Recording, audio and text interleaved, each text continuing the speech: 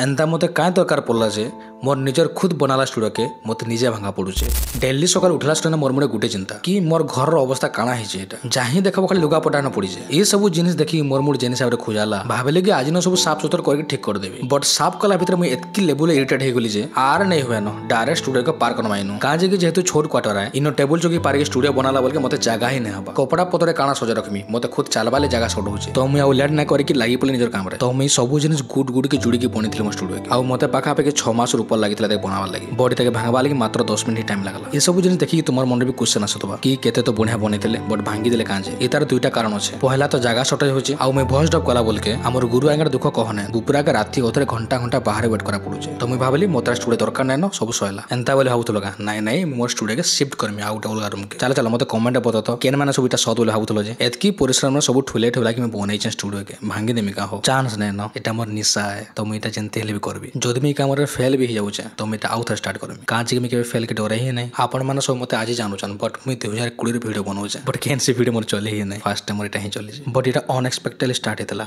How नहीं लोग जुड़ी बसले थाउ आउ के मोर जर्नी बतामी पहला कर ई जगह रे मोर स्टूडियो थला तार पर मुइटा ई रूम के शिफ्ट कली आउ एटा हला तार फाइनल लुक आउ केनता से कमेंट करबा हला।